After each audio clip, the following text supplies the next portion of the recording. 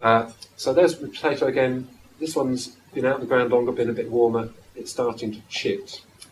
And really I ought to rub these chits off. If I want to store my potato through till next March, then I remove these. But just to illustrate, I could create a new potato plant by just retaining a tiny bit of the main tuber, which will heal over. Again, a bit of sweat will help it avoid getting a fungus or mould in.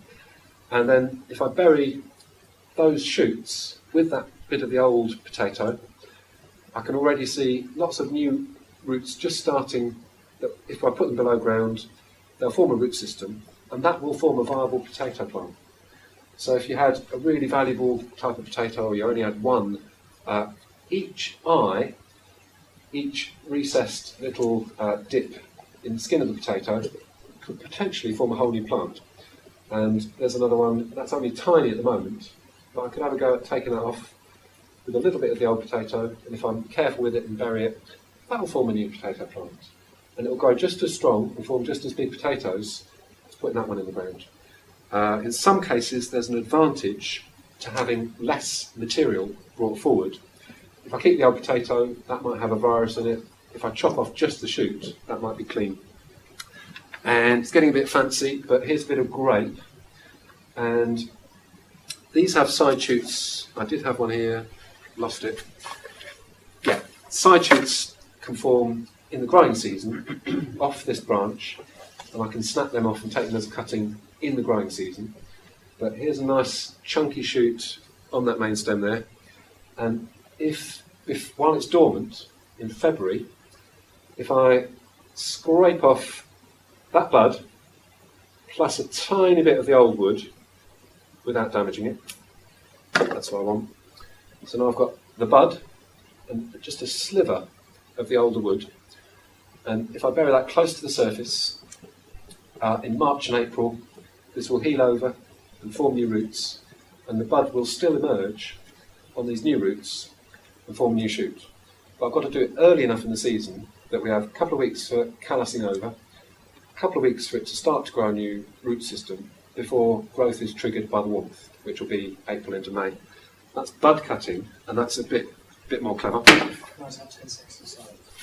I'm just going to offer you, similar to the rosemary, there's myrtle, and there's little myrtle fruits on there. Do you want to try one of those? Yes. They're on the edge of medicinal, so they are a fruit, but they've got... Right, and we can do the same thing to... I've got box here, which is a tree, which takes longer to root. So these, I'd make the cuttings, again, peel, rip down the lower growth, and bury in cuttings compost, cutting mixture. But that would take more than all winter. It would take a year for these to form. Myrtle berries going round. Here's rue, which is a lovely smelling plant, and the same thing applies here. Here's the current growth, slightly longer and leggier. I need to put it into a deeper pot, but the same idea there. And it's got backup. There's little side shoots there. This is in case the plant got predated and grazed off, and some animal came along and nicked most of it, ate most of it. It would actually still regrow on those side shoots. I have a smell of myrtle. Oh no, that's rue, sorry. That's lovely. And one more thing. Here I've got some cuttings what I did before. So this is two types of thyme. This is a creeping thyme. That spreads lower down. These are classic culinary thyme, which will be taller and more upright. So what I did there was just the same process, clearing up little bits of stem. And let's see what we've got there. They've not rooted that deeply into the pot, but if I just pull a few off, roots have gone down quite far actually, really quite well established.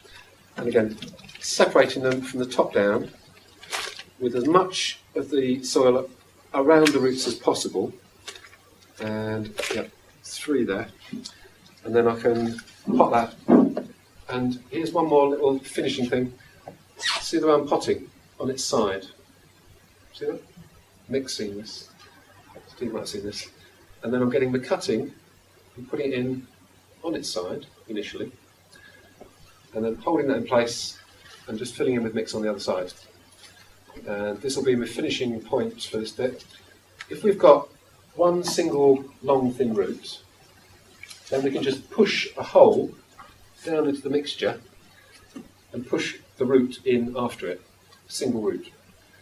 When you get seedlings, like I've just shown you, you can essentially have a flat plane inside the pot and you're potting in 2 dimensions. You're spreading the roots out sideways and then filling in the other side.